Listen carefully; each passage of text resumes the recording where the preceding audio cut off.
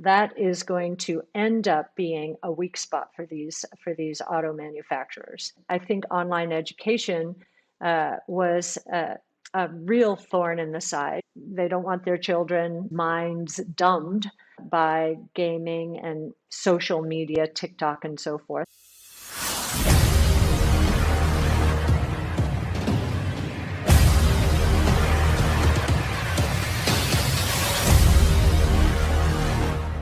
The more we learn about the strategy that traditional automakers have adopted from a battery point of view, the more we believe that they're not going to be able to catch up to the likes of a Tesla, which is really driving this innovation.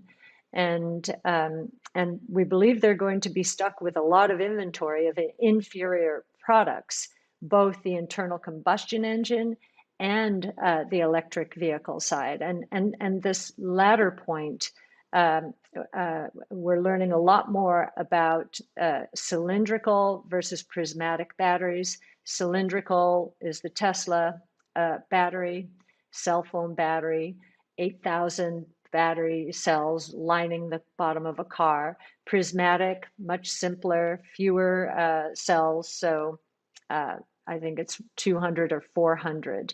But that is going to end up being a weak spot for these auto manufacturers. So creative destruction, they'll have to move these inferior products with lower prices. And we think that the problems in other industries that are disrupted by innovation are going to be worse because many of them have leveraged up to buy back shares and satisfy short-term shareholders who wanted their profits and they wanted them now. So we think this is going to become pretty pervasive, good deflation and bad deflation. And then the third source of deflation, which is what we've spent a bit of time on here, is cyclical deflation. If inventories are piled up in homes, especially of goods, then we believe that prices will unwind and really take the inflation argument off the table and take the fears associated with higher interest rates caused by higher inflation away. And actually, what that will mean is that the bull market, which you think about it this year, think about what we've gone through. Archegos debacle, we've gone through a resurgence of the coronavirus, the threat of tax hikes, and now the fallout from China, which is the last topic I'm going to get to. And the bull market just keeps moving along.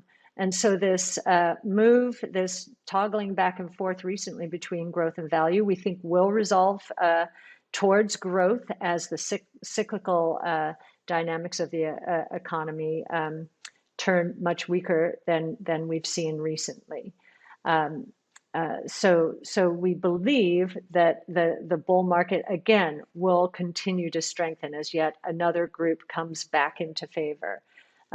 It's unbelievable to think that the equity markets are up double digits this year, given all the headwinds we've been facing.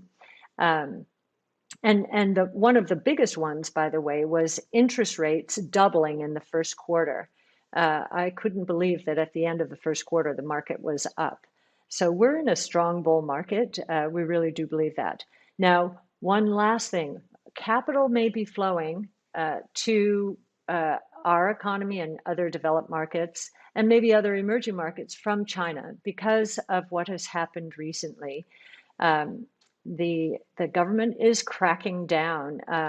It has strengthened its crackdown. It started with Jack Ma. We just thought that was a bit of a power play last November. But that was really the beginning of a number of moves having to do with data privacy, data leakage. Data leakage would be DD, right after it IPO'd, the government basically, in effect, is trying to shut it down. Certainly not allowing any new riders, or no one can load the app. And so it sent a loud message about data leakage and making sure to go right through the right channels there. And then national security, another one having to do with data leakage. We saw the online education industry basically nationalized. They were declared overnight nonprofit. Many investors are thinking, oh my goodness, this is becoming an uninvestable market. We're not so sure. I think China's making it clear that it's less interested in feeding the digital part of the economy and much more interested in becoming much more self-sufficient on the manufacturing side of the economy. But in describing what it believed had happened to the online education sector, it said it had been hijacked by capital. And I think there's a focus on the mega caps there and the wealth created by them and the divide that has arisen. And I think online education was a real thorn in the side, because what we were seeing is the very wealthy were able to send their children to online tutoring sessions, which cost a pretty penny, and train for all the exams that they could take, would need to take to get into the best schools in the world, whereas the rest of the population did not enjoy that.